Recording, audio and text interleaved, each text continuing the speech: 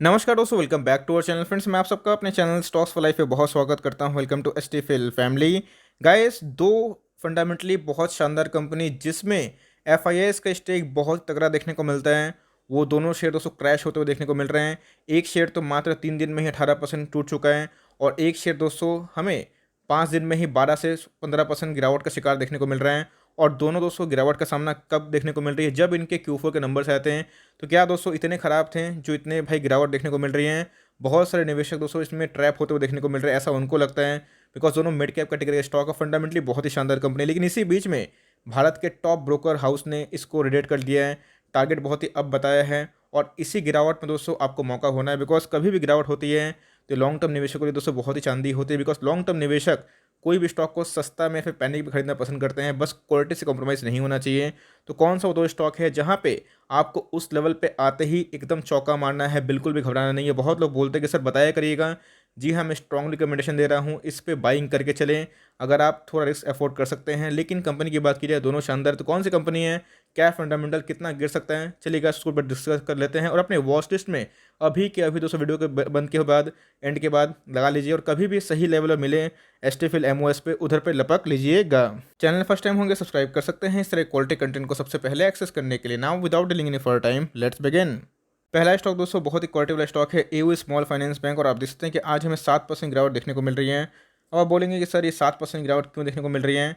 और ये देखें तो पिछले कुछ दिनों से दोस्तों 18% गिर चुके हैं।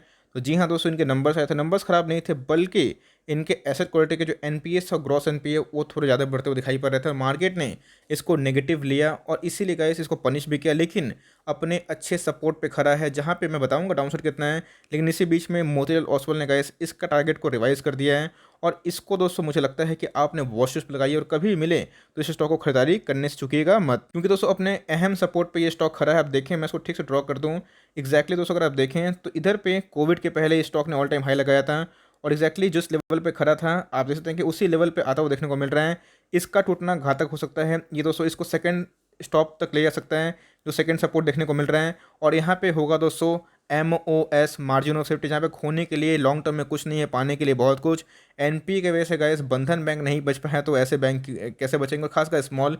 लेकिन लॉन्ग टर्म में गाइस ये बहुत ही अच्छा रिवॉर्डिंग कर सकते हैं। और एकदम दोस्तों मैं सहमत हूँ मोतीलाल ओसवाल की बात से। ये दोस्तों पर एनएम का हमें देखने को मिल रहा है, 1200 के आसपास टारगेट दे दिया गया है, जो अभी भी इस करंट प्राइस से इन लॉन्ग टर्म में बहुत ही अच्छा मुझे लगता है मौका बन सकता है। तो गाइस स्टॉक में धुलाई और पिटाई क्यों हो रही है? तो भाई इनके एनपीए, ग्रॉस एनपीए और नेट एनपीए बढ़ते हुए दिखाई पड़ रहे हैं। मार्केट को ये बिल्कुल मंजूर नहीं होता है, और इसीलिए थोड़ा रिस्क कैटेगरी पे आता है। तो अगर आप इसको एडजस्ट कर सकते हैं, फैक्टर इन कर सकते हैं, तो बहुत ही क्वालिटी वाले बैंक है दोस्तों। तो 302 का जो ग्रॉस एनपीए 1500 हो चुका है, जो कि 0.99 से मतलब 1 से 4 हो चुका है। और नेट एनपीए की बात की जाए तो गाइस 0.24 से 2.18 हो चुका है। 7 मतलब 70 करोड़ से कितना हो चुका है, 755 करोड़। मतलब इनके ग्रॉस और नेट एनपीए दोनों बढ़ रहे हैं, और ये सब में देखने को मिल रहा है। इवन दोस्तों कोटक महिंद्रा बैंक ने भी आज वही दिखाया, और इसके पहले बहुत सारे बैंक ने दिखाया। ऑल दो छोटी कंपनी है इसलिए प्रॉब्लम होती है, लेकिन आप देखिएगा एफआईएस का स्टेक 28% के आसपास है, इसको मामूली मत समझिएगा। प्लेस 7% के आसपास है, लेकिन वो बड़ी बात नहीं है। इसमें गैस इंश्योरेंस कंपनी का भी 3% स्टेक है, और मुझे बहुत ही ग्रोथ वाली कंपनी दिखाई पड़ती है।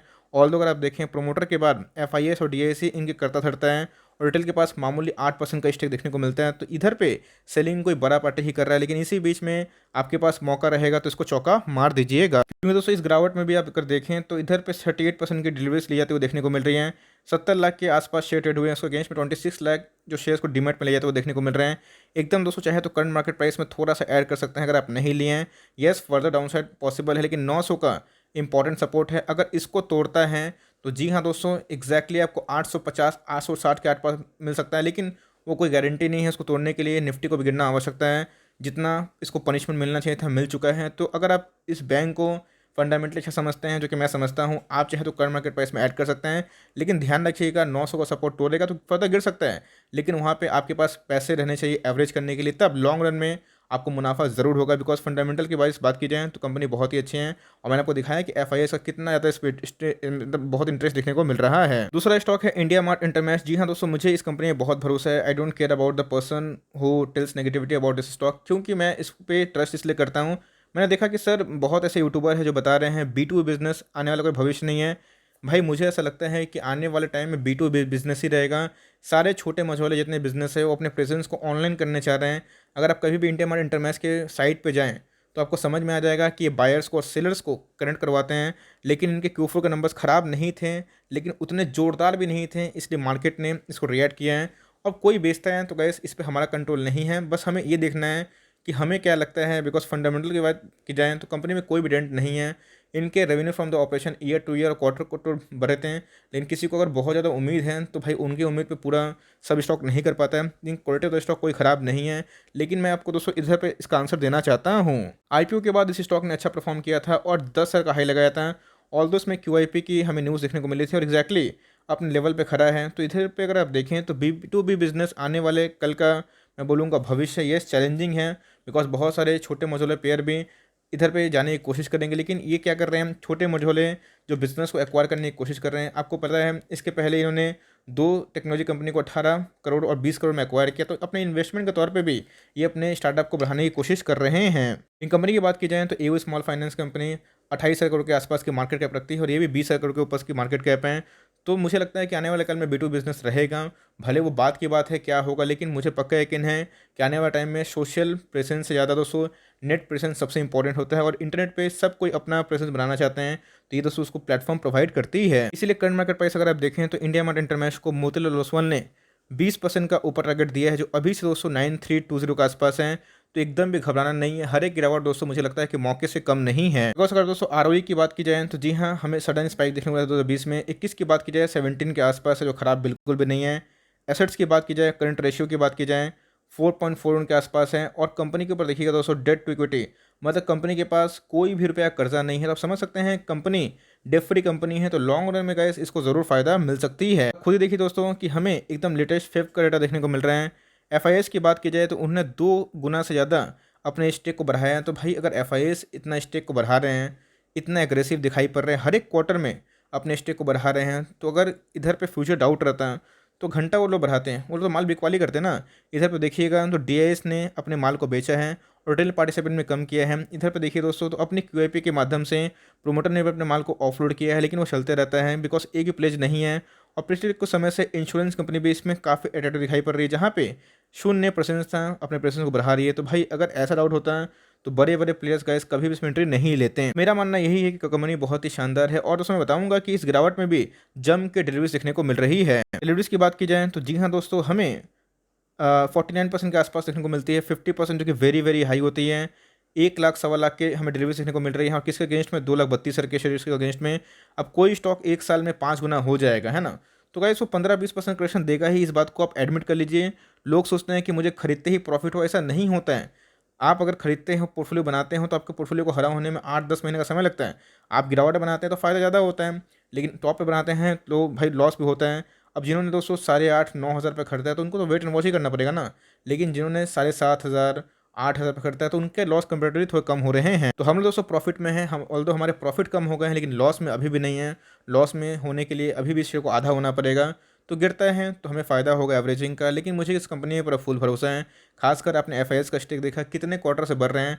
और B2B बिजनेस दोस्तों अपने आप में ही अपकमिंग टाइम्स में ये होने वाला रॉकेट है, क्योंकि सारे ऑनलाइन प्रेजेंस सब कर रहे हैं, छोटे से बड़े बिजनेस। तो गाइस ये मैं सहमत नहीं हूँ। उसमें कमेंट देखा कि दूसरे यूट्यूबर लोग जो बोल रहे हैं वो दोस्तों उनका पार्ट है, ये मेरी स्टडी है, मुझे इस कंपनी में बहुत फेथ है। आप चाहें तो इन दोनों कंपनी को इग्नोर कर सकते हैं, लेकिन लिए हुए हैं तो दोनों को लॉस से मत बेचिएगा। बिकॉज टारगेट में दोस्तों अभी बोल रहा हूँ होल्ड करेंगे, आपको अच्छा खासा भाव जरूर दिखा सकता हूँ। ये छोटी सी अपडेट थी, लेकिन इसको रिकमेंडेशन मत समझिएगा। अपने फाइनेंशियल एडवाइस जरूर सलाह मशवरा लेके इसमें निवेश करना पसंद करिए, क्योंकि देखिए ये स्टडी प्लेटफॉर्म से मैंने शेयर किया, ये स्टडी प्लेटफॉर्म है, अपने स्टडी रिकमेंडेशन ही मैंने शेयर किया बिकॉज मैंने अपने स्टडी शेयर किया। आपने देखा होगा कि मैक्सिमम हमारे सारे स्विंग ट्रेड कॉल हिट कर रहे हैं और बहुत सारे स्टॉक्स फंडामेंटल वाइज हमने चूज़ किया। बजाज फाइनेंस को तो बहुत लोग बोल देते हैं कि ये 3500 फिर से आएगा, है ना, लेकिन बजाज फाइनेंस ने 5500 ला के सबका मुंह बंद कर दिया। ऐसा क्यों? तो बहुत लोग बोल रहे सर ये होगा वो होगा, इनके एनपीएस बढ़ेंगे। तो इसीलिए नेगेटिविटी से दूर रहिए, आप अपने रिसर्च पूरा करिए। अगर लॉस होगा तो मुझे होगा, है ना। तो इसलिए मैं बोल रहा हूँ कि अगर आप मुझ पर डिपेंड है तो मत रहिए। हाँ, अगर आप मुझसे हेल्प लेना चाहते हैं, मेरी एडवाइस यही है, मैं अपना अनबायस्ड ओपिनियन शेयर कर रहा हूँ। मेरा स्टेक इसमें बहुत ज़्यादा है और मैं इसको होल्ड कंटिन्यू करने वाला हूँ। डज़न्ट मैटर ये और 1000-1500 पॉइंट गिर जाएँ, बिकॉज़ दोनों स्टॉक दोस्तों बहुत ही शानदार है और दोनों स्टॉक में अगर अच्छा लेवल आता है तो आप ऐड कर सकते हैं। 900 के आसपास एयू स्मॉल फाइनेंस आया तो सही है, वरना 850 का भी आता है तो फिर उसमें दबोच लीजिएगा। खोने के लिए उधर पे दोस्तों मुझे लॉन्ग टर्म में कुछ दिखाई नहीं पड़ता और इंडिया मार्ट एकदम बाई कर सकते हैं और लॉन्ग टर्म तक छोड़ सकते हैं। सो फॉर टाइमिंग ये छोटी सी अपडेट थी। आई होप दोस्तों वीडियो आपके लिए हेल्पफुल है। कंटेंट्स लगे तो लाइक कर दिएगा। चैनल फर्स्ट टाइम होंगे तो यार से सब्सक्राइब करना ना भूलें। फर्दर कोई ड्रॉप कर सकते हो, कुछ रिव्यू चाहिए उसका नाम ड्रॉप करना भूलें। I would love to make a video on your demand. Guys मिलते हैं जल्दी ही, तब तक के लिए bye. Thanks for watching friends, God bless you all.